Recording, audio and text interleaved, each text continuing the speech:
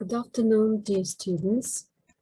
So today we are going to have our class of practical grammar, and the theme of our class is predicative constructions with the participle.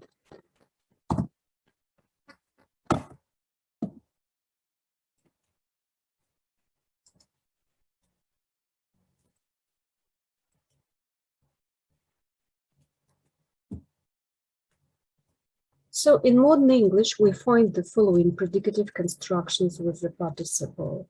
It is the objective participle construction, the subjective participle construction, the nominative absolute participle construction, and the prepositional absolute construction.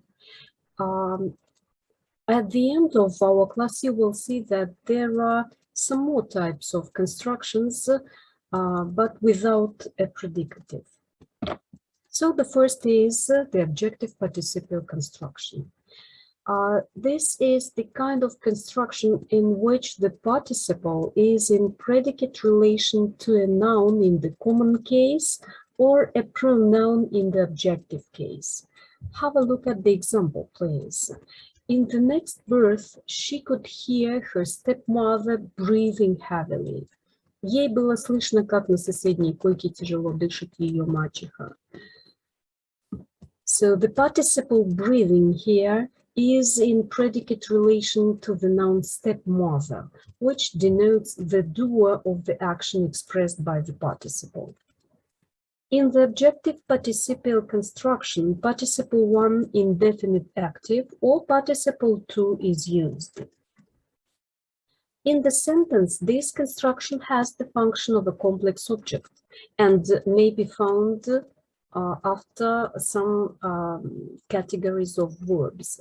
So the first is verbs denoting sense perception, such as to see, to hear, to feel, to find, etc. For example, she found him waiting for her and her journey's end. The second group of verbs is verbs of mental activity, such as to consider or to understand. For example, I consider myself engaged to her classmate. The next group is verbs denoting wish, such as want, wish, desire. Here, only participle 2 can be used. For example, the governor wants it done quick. And one more group, it is the group of verbs the verbs to have and to get. After these verbs, only participle 2 is used. For example, I had my coat altered. Now a few words about the subjective participle construction. So this construction is a construction where the participle, mostly participle 1, is in predicate relation to a noun in the common case or a pronoun in the nominative case, which is the subject of the sentence. The peculiarity of this construction is that it doesn't serve as one part of the sentence. One of its component parts has the function of the subject, and the other forms part of a compound verbal predicate. For example, they were heard talking together. So the construction, the component, the second component, talking, is considered to be a part of verbal predicate, and the pronoun they is the subject of the sentence. Now the nominative absolute participle construction. So it's the kind of construction in which the participle stands in predicate relation to a noun in the common case or a pronoun in the nominative case. But the noun or pronoun is not the subject of the sentence.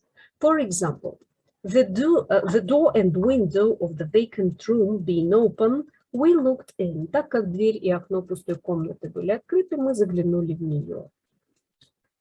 So you can see that the participle being is in predicate relation to the words door and window.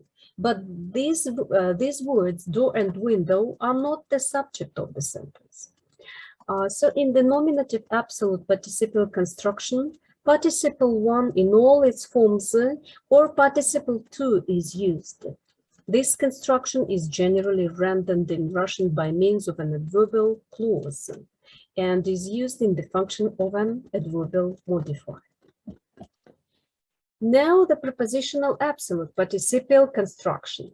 So the absolute participial construction, this prepositional construction may be introduced by the preposition with and is then called the prepositional absolute participial construction. It is in most cases used in the function of an adverbial modifier of attendant circumstances. For example, they were walking on again with Hugh calmly drawing at his pipe. So the participle drawing here is in predicate relation to the noun Hugh, and this whole this construction is introduced in the sentence by the preposition with. You can see it.